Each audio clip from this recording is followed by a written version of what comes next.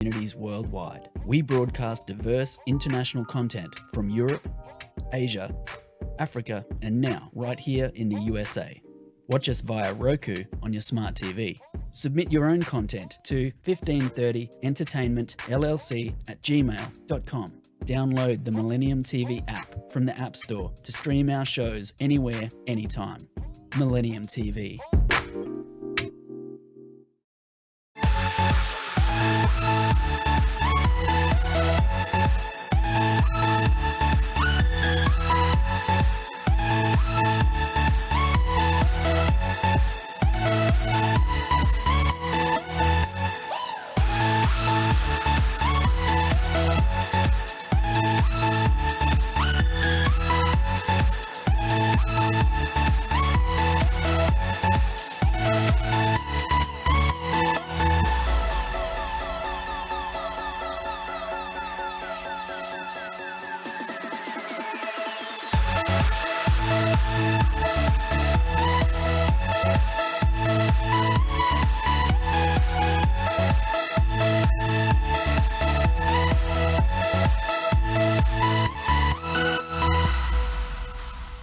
Millennium TV, bridging communities worldwide. We broadcast diverse international content from Europe, Asia, Africa, and now right here in the USA.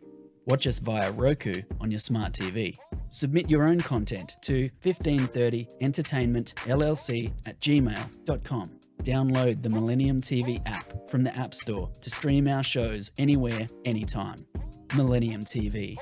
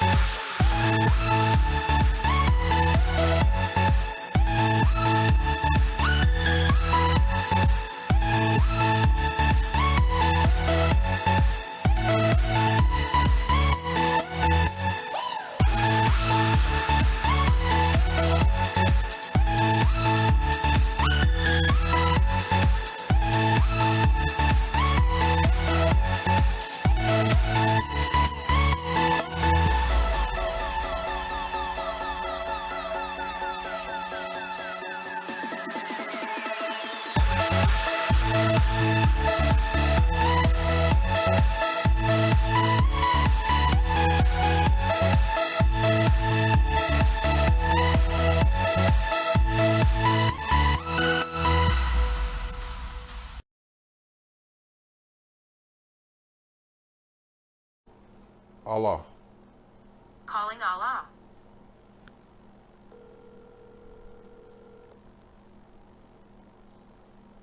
Yo, what's up, cuz? You logged off?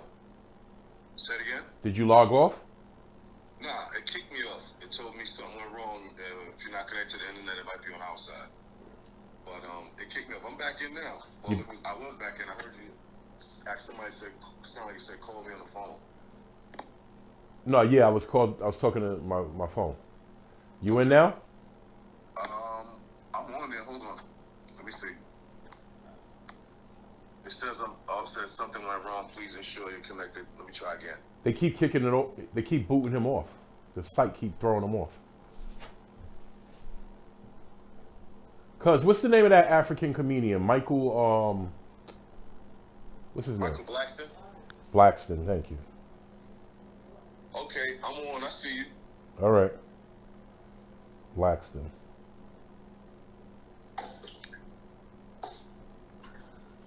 Yeah, Michael Blackston.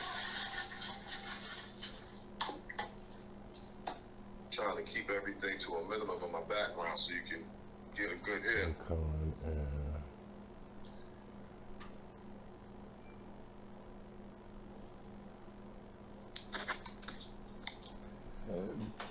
All right, I see you. You in? I see you. Peace, cuz. I'm getting ready to shut off my phone because I'm getting ready, because we're getting ready to rock and roll. So how it's gonna work? Okay. How it's gonna work is I'm gonna talk for about 15 minutes. I'm gonna take a break, so mute your phone.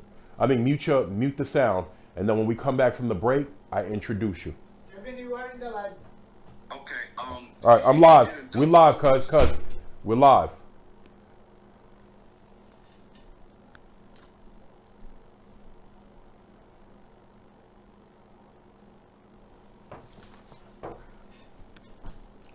Welcome to Cap or No Cap. I am your host, Kevin C. Meggett. Conspicuously absent is my right hand. You would almost think that he's part of the show, but he's a special guest host.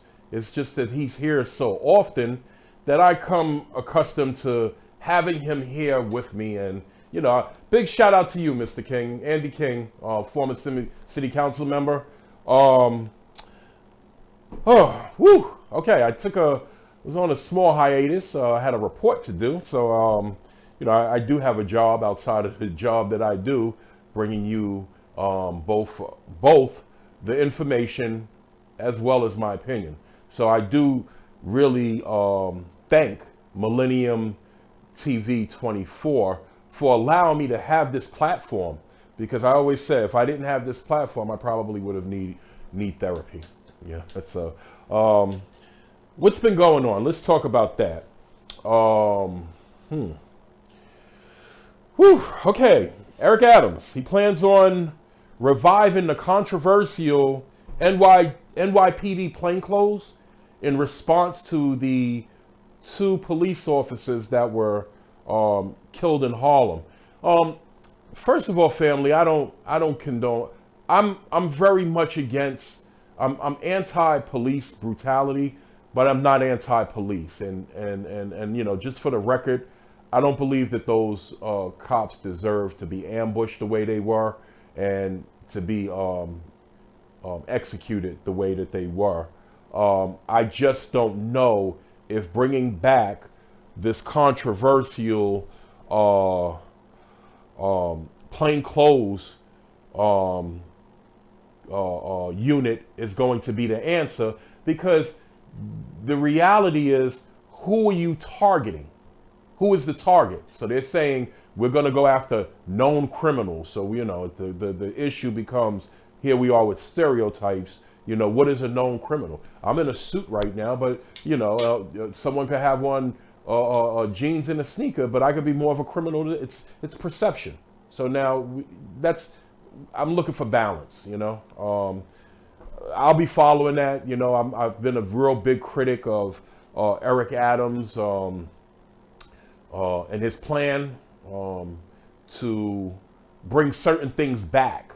I just don't know. I want to give the man a half of a chance, and I'm going to definitely give him more than 100 days, because it wasn't 100 days that we're in this mess to begin with. Under the de Blasio administration, it was the worst, and so he has to play catch up, just like, I guess, Biden with Trump's foreign policy, because while I think Biden, I think someone said Trump was the worst president we've ever had. But guess what? To this day, right now, Biden's ratings are worse than Trump's. So I'm not saying yay or nay. I'm just kind of reporting the facts that, maybe the man was too old and a little bit too senile. Matter of fact, I don't even think he's senile, ladies and gentlemen. He only becomes senile when you start pressing him for reparations for foundational Black Americans. Then he starts to stutter, guess in the air, lose his train of thought. But any other group separated at the border, you deserve to be compensated. Afghanistan people, you deserve to, that are refugees, you deserve to be compensated. Gays, you deserve to be compensated. And the foundational Black Americans, that's, I'm so over Biden. But I don't want another Trump. That's not the answer either. If the Republican Party is listening, they need to really shape someone that they can actually run. Because if you don't have anyone, you need to create some policies and procedures that will deal with foundational Black Americans. And I assure you that I'm sure we will get in front or behind an issue or an agenda that moves us forward. So with that said, I'm not a big Biden fan. I don't want to see another Trump. I really don't know. I don't know. You have the far left, you have the far right. it seems like we don't have a middle. The center is gone. There's no center in or the middle of politics, and Democrats and Republicans will only agree to disagree, and the two are not going to ever work together. It seems like the only thing that they see, it's a two-headed coin. The difference between a Republican and a Democrat is basically how they practice white supremacy racism. All right, I digress. I'm moving on. Regina King's son, Alexander, my heart goes out to the family. As many of you know, her son took his life allegedly, and that was her only child. I know that has to be painful. I don't think I would be able to, I can't even trivialize what it's like to have to bury my child. So my heart really goes out to Regina King and her family, and my condolences. In China, there was a racist, a bunch of Chinese, this is amazing. A bunch of Chinese people got together, and there was a basketball player that was coming off the bus, and they just heckled this guy with so much racial undertones. They were calling him the N-word and go back home, and here's my thing. End Asian hate. Where are those end Asian hate people here in America speaking out against that? I'll wait. You're not going to see that because and again, black people that over prioritize ourselves for them, you're a fool. Tish James, she's a fool. She created this hate crime bill for Asians as if they were being attacked. So random. They weren't being attacked no more random than any other group of people. You have good and bad people. You have what's called crime in New York City. You have what's called crime in the state of New York. And they fell under criminal attack.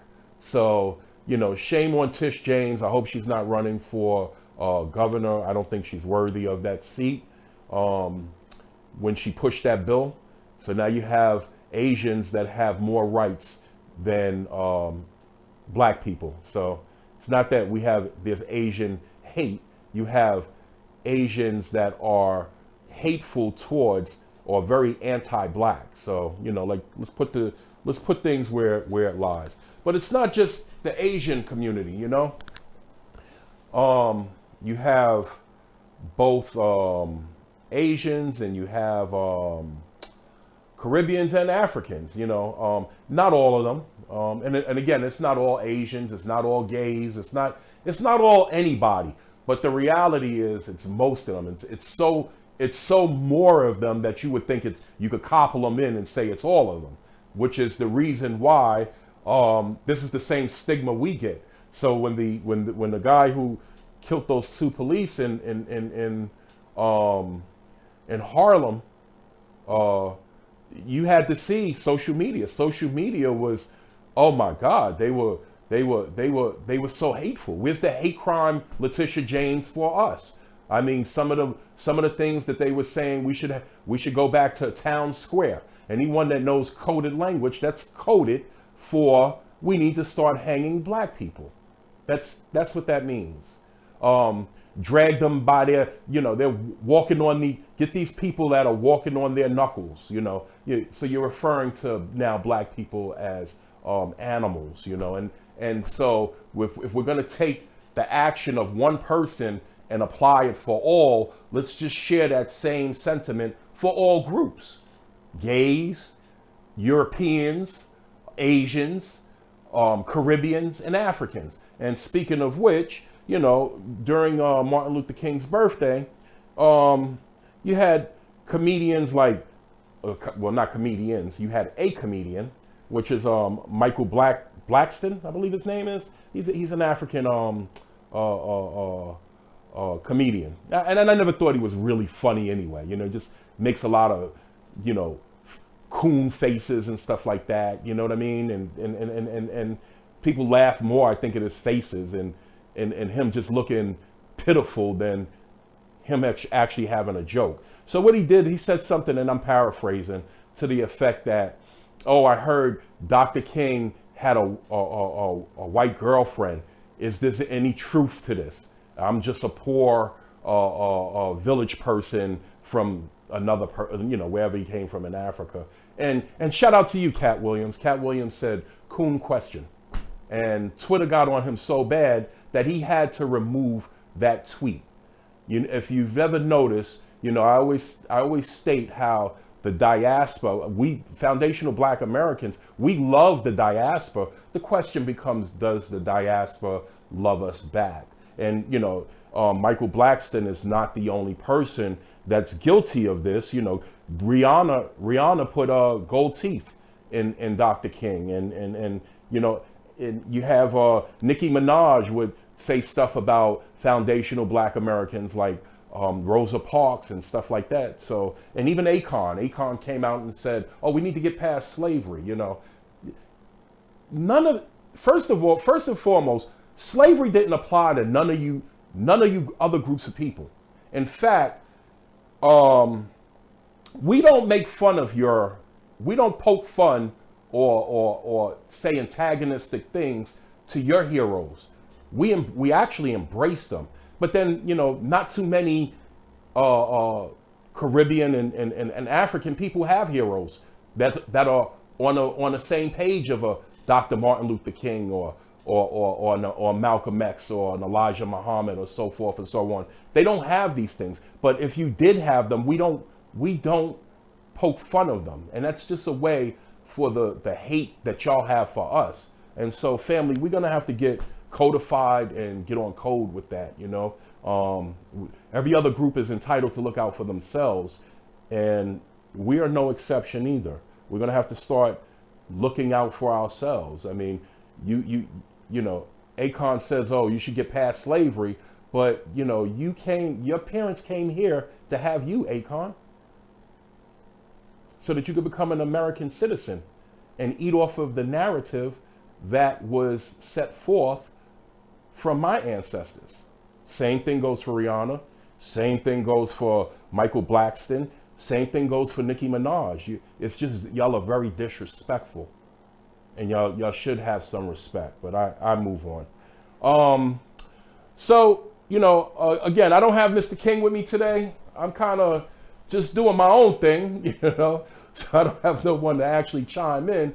But things like that bother me. I have love and respect for everyone. I'm a very humble person, but when I see disrespect, and I'm gonna call it out, and I don't respect nobody no more than they respect me. Respect is a two-way street. It's given and you get it. Like anything else in life, it's a give and take type of thing. And I'm just tired of everyone using foundational Black Americans as the stepping stone or the ladder to make a come up. It's almost like, let me put this group of people down to show white mommy and daddy that we're not like them, and we could get some coon coins or some coon biscuits, And the reality is, if you were to get rid of every last foundational Black American tomorrow, right? Who do you think that the system of white supremacy is going to turn on next? I'll wait. This is why we need to be working together. I don't want to be divisive. It just, I hate when people say, "Oh, this is coming." A lot of people are ignorant. A lot of people that come from other countries are ignorant. They're not ignorant. They just understand that to put us down is a form of elevating us up. Elevating themselves up. I'm sorry, not us up. That's a way of elevating themselves up, and that's not the truth. You're gonna become a victim just like we are a victim of this thing we call white supremacy, racism right now. But you know what? I'm gonna jump into a real quick commercial break because we got to pay the bills. But we'll be right back. This is your boy Kevin C. Meggett, Cap or No Cap. Be right back.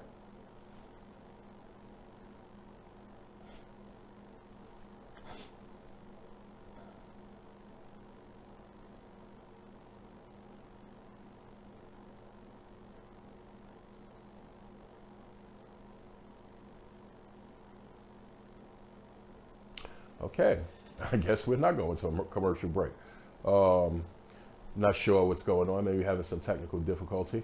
But anyway. So I want to give another big shout out to Andy King, who couldn't be here today because he's probably working hard in the Millennium community. TV, bridging communities worldwide. We broadcast diverse international content from Europe, Asia, Africa, and now right here in the USA.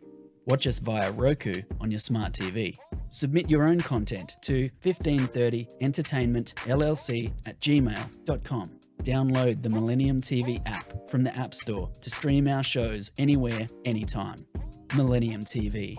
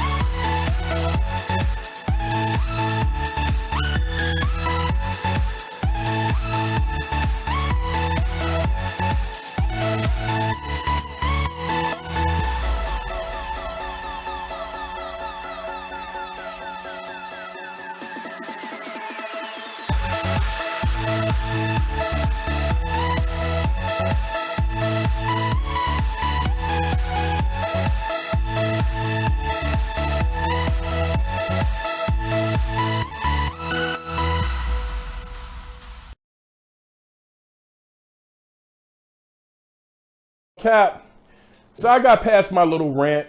I was on social media. Oh, big shout out to Rob Garrison, man. Rob Garrison's doing this celebrity boxing event in February. I believe it's the very first part of February. A lot of these boxers are really messed up, man. They don't have the basic necessities that they need, and you know, Rob is known as the children's champ. But he's just a true gentleman, both in and out of the ring, all the way around. And he's doing an event called Lunch with the Champs, and there's a whole bunch of champs that are going to be together, and they're going to have a lunch. I believe it's all-you-can-eat lunch. I believe the tickets are $20. For those that know me on social media and all of those good platforms, you feel free to hit me up because I do have some tickets that I could offer you. It's going to be really phenomenal. I don't know who's coming. I just know I did get confirmation that Aaron Superman Davis was coming, which is a really, really great guy. But I don't know. I'm really not certain all of the people that are coming. So, you know, boxing has always been really political. It's been a real political type of sport. And that's really that's what we're going to talk about with today's show is I'm tongue tied, the politics of boxing. Let me take a drink of water real quick. The politics of boxing. That's what we're going to discuss today. And how certain people get more of a shake and others don't. And some people that do deserve to get a shake will never get a proper shake. And so I have a guest today. So glad that he came on.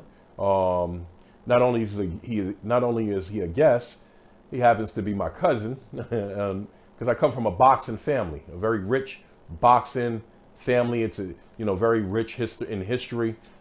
His name is Allah Meggett, and he's from originally from Harlem, but all of our family comes from Charleston, South Carolina. Actually, it's really an island right outside of Charleston called Edisto. And so my late great uncle Hollywood, Al Hollywood Meggett, had a vision when he was in the military, in the Navy, go Navy, about training young underprivileged children how to box. Not so much to become professional boxers, but how to become great human beings. So while he didn't, a lot of the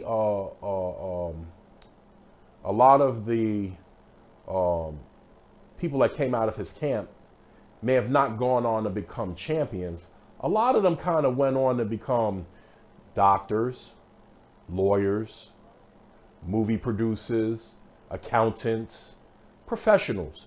And these were kids that normally just didn't have a fighting chance. Usually maybe came from a one-parent home, didn't have a father figure. And my great uncle kind of stepped up to the plate and became that father figure really for a whole entire city. And, you know, we have Hollywood in spirit every day. The Charleston Boxing Club is still going, and his son Allah is going to be running it. Are you with me, Allah? You on? Okay, it doesn't seem like I'm having some technical difficulties. So until I could get him on, I could continue to talk about it. So before COVID hit, the program needed restructuring. The city of Charleston gave Hollywood, Al Hollywood Megget, which is my great uncle, gave him a gym. And the gym is an old firehouse, but it's not an old firehouse where you had trucks. It was an old historic firehouse when you had fire trucks were by a horse and they had to bail water and throw water on the fire.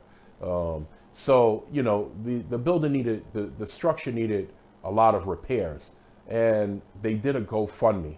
And I believe they were asking for, if I'm not mistaken, I believe it's $16,000 or $17,000, and they're halfway there. So the program, even though Al Hollywood Megget has transitioned last October, the spirit of Hollywood will always live because we're going to keep the boxing program running, and we're going to keep it running very effectively and efficiently. But we do need funding. We're halfway there, but the gym is actually scheduled to open, I believe it's February 28th. So I'll be down in South Carolina February 28th, you know, doing the family thing with our family. I don't know what happened to Allah, so I guess I'll just keep going without him. But I think they're having a big grand opening. My daughter boxes. She's going to be down there. I'll be down there. You know, and a whole bunch of people will be down there. It's, you know, we gotta put this structure back in order. And, you know, that's what I think America is missing right now, are programs that are gonna provide good fruit for our children. You know, once upon a time you had things like, you have places like the Charleston Boxing Club, but I can remember even when I was growing up, you had the Sea Cadets. You know, there's no more programs that's going to give you good fruit. You know, America's investment in America is the worst. So we do this whole politicalized build back better, and no one's sitting down and saying, well, how do we build back better in the black community? And, you know, this is one of the reasons why I feel that there is an agenda to push out foundational black Americans, because they don't want us at the table having that conversation. They would like other groups to have that conversation. Meanwhile, the 14th Amendment was a grassroots push to make black people inclusive. So even when I speak out against how certain Caribbean and African people and even Hispanics come out and use us as the punching bag, just keep in mind that your whole 14th Amendment comes from a grassroots struggle that of foundational black Americans that happened down in Philadelphia, whereas they said that we do process, we want to be part of this process. And so what we did in turn was, when immigration was going on, I think it's in the 60s, prior to the 60s, there was no black immigration. There was no real Caribbean immigration. There was no African immigration. It was foundational black Americans who fought to have Africans and Caribbeans come up and be inclusive, because we just seen the oneness of us all being melanated. So, I hope somewhere down the line, a lot of these folks will find a little bit of respect. I'm probably going to have to get Allah back on our show. I think we had some type of technical difficulty where I couldn't get his feed or whatever. But back to the boxing, it's very political right now. But we're not. I mean, it's flashy. I mean, I love Floyd Mayweather. He's probably one of my best boxers. One of my favorite boxers. I think I like him so much is because everyone hated him so much, and he would always back up everything that he said. Everyone that they asked, oh well, Floyd ain't fighting this person. Floyd ain't fighting that. Floyd beat every last one of them. And so, good, bad, or indifferent, that really entitles him for being one of the best, if not the best. And so, shout out to Floyd Mayweather, and continue that legacy. I hope to see another Mayweather on your heels, because Adrian Broner is just not it, man. I mean, I get it. You make it look. You make it before you was Money Mayweather. You was Pretty Floyd, and you made boxing look pretty, but not everyone can be you, and someone really needs to tell Adrian Broner that that his fight, I thought, was just a sheer embarrassment versus Marcos. It was just, I was I just wanted to hide. I just wanted to put covers over my face. It was just that bad. And then people that really deserve the notoriety that Floyd has don't get it. And they don't get it just based off of the hue in their skin. And I'm talking about Clarissa Shields. She is the greatest to do it, because it's her time. It's really her time. And she should be celebrated. She should be on a box of Wheaties. She should be on every commercial. She should have endorsements left and right. And the reason that she don't is because she's a foundational, deeply melanated woman, beautiful sister, out of Flint, Michigan. And I hope, what I love about her is that she really doesn't wait for mainstream to give her anything. She just go there, do her job, and do what she's supposed to do. So shout out to her. I think America really needs to celebrate her or embrace her more. The reason that they don't is because we still live in a very racist society here in America, where, the blacker you are, the harder you work, So this coming from a light-skinned guy that's probably so dark, that because I just don't see it as being right. I don't separate nor remove myself from being anything what I am, and just being a black man here in America. And I fight and believe in fighting for black issues. And so we can't take wrong and make it right. And Clarissa Shields, I had the opportunity to sit ringside at your one of your bouts. You are phenomenal. You're a great athlete. You deserve so much more. I just love to see where you're going to be with boxing in the next, say, 5 years or so. Maybe you could come down and take the unified belts down, or even come up and unify the belts, But I really don't see no one stopping you no time soon. But I digress. I'm going to take a real quick commercial break. I'm going to be right back. This is Cap and No Cap. Kevin C. Meggett.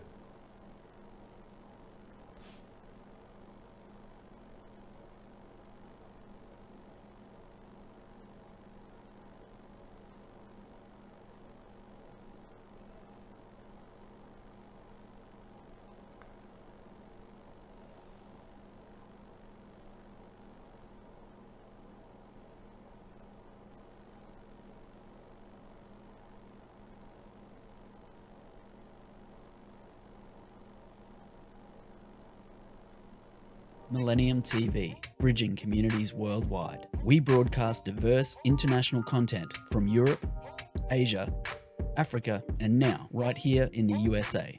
Watch us via Roku on your smart TV. Submit your own content to 1530entertainmentllc@gmail.com.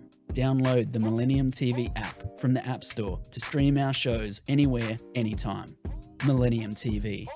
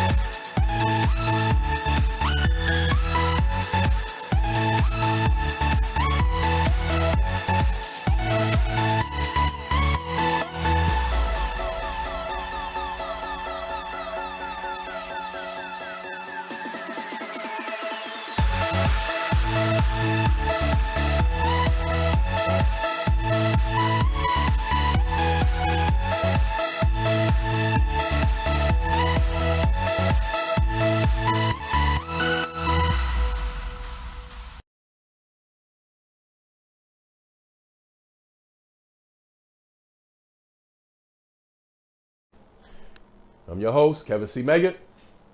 And let me wrap up my final thoughts. Big shout out to all veterans. Anyone that has ever served in uniform, big shout out to you guys, man. I think, and I'm actually gonna fight for this, I think the most deserving people that are owed anything in this country are foundational Black Americans. What I am is very aware that it's almost like asking for Christmas gifts on Halloween. And usually the people that oppose reparations for foundational Black Americans really don't have a nickel in our quarter. And I'm gonna say that again.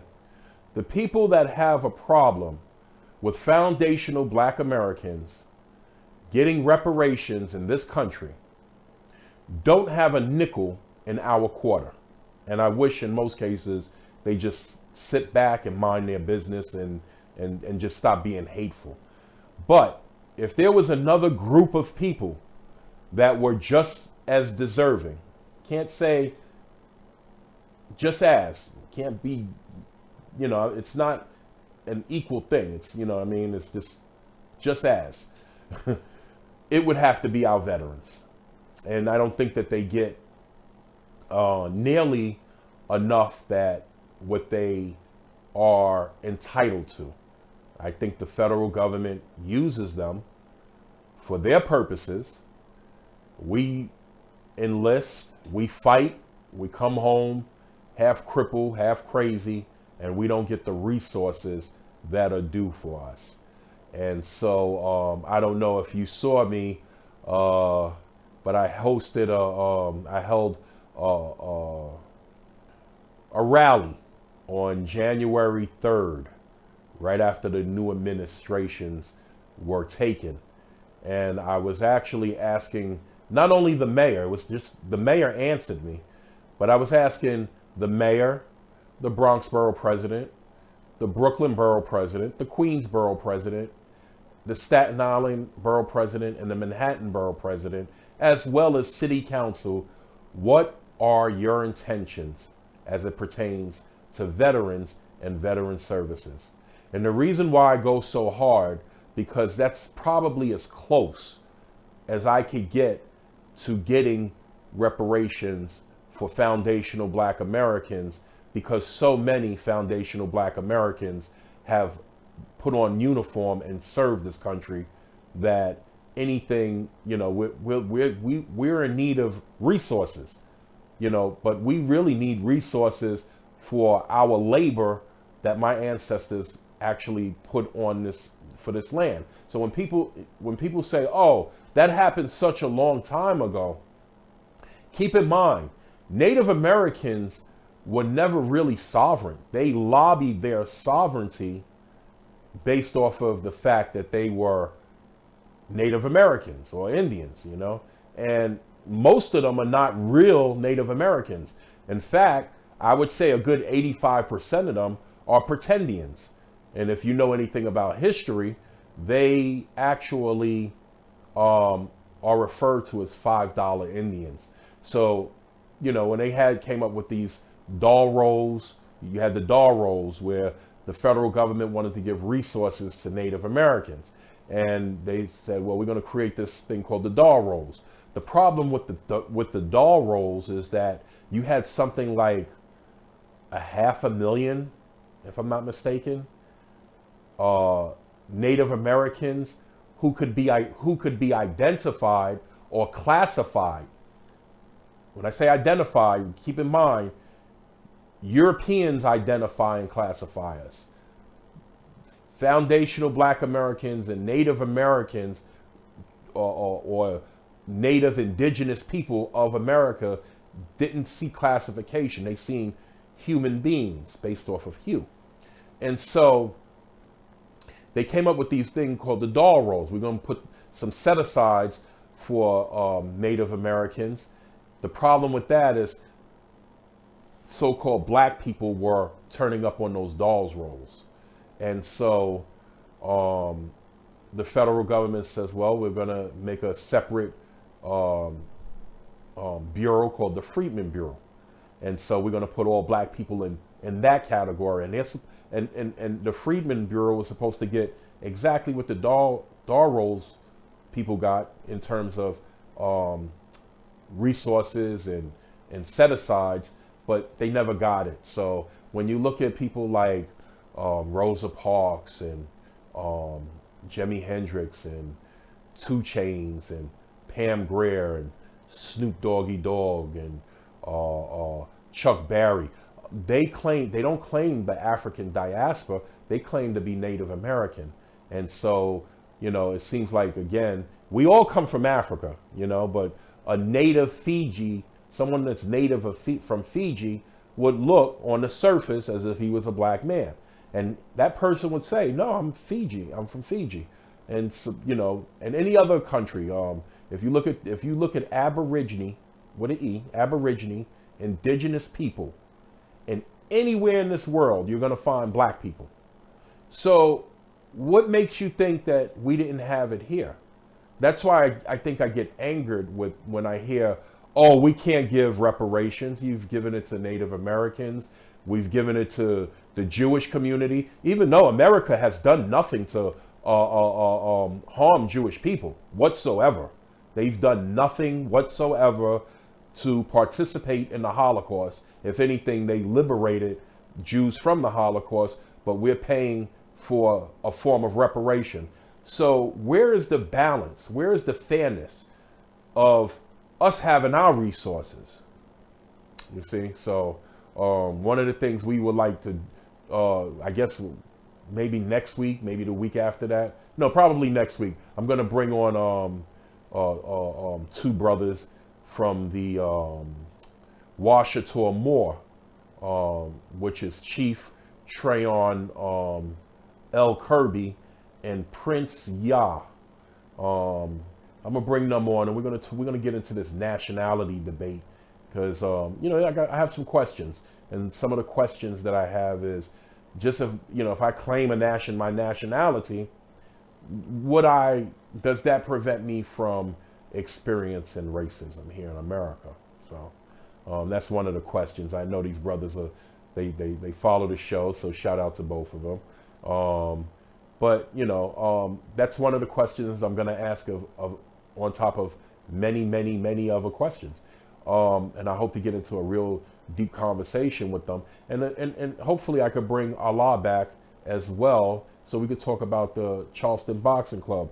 So I mean, today's show was kind of more of me venting, being opinionated. You know, I am a veteran, and I do take heed to veteran causes, and veterans and families of veterans, they deserve more. They deserve housing, they deserve shelter, they deserve gainful employment, they deserve equal opportunity under the law, and because they put on their uniform and went out and said, I signed a contract saying that, hey, I'm willing to pay up to my life for this country, and I believe that the country owes them more. So I would love, that's something that I believe Democrats and Republicans can actually sit down and get something done together, because they're doing nothing now. I mean, the American people have no faith in our system whatsoever. And you're going to see that come midterm election. I predict this whole country is going to go red, and Republicans are going to be running everything once again. I just hope that the Republicans have an agenda. Have an agenda for what you want to do. I'm not I tell people this all the time. I'm not a Republican. I'm not a Democrat. I'm an independent. I talk to issues. And my number one issue is reparations for foundational Black Americans in this country. My number two issue is better treatment and resources, more resources than what we have for our men and women who have served in the military and gave up their lives selflessly for this country. With that said, we'll be back next Monday. I would like to thank Millennium TV. As you know, we are on Roku. We're on Fire Sticks, Roku, Apple. You can go to Millennium TV, download the app into your phone or your device. And listen, we are looking for people to actually advertise with us. You know, call us up and ask for advertising rates. You know, closed mouth don't get fed. We are worldwide. We're in, I believe, 51 or 52 countries throughout the world. So if you have a product or a service, you can have your product or service seen in all of those places. As usual, I love the family. Thank you so much. See you next week. This is your boy, Kevin C. Meggett, Cap and No Cap. You have a wonderful evening. Good night.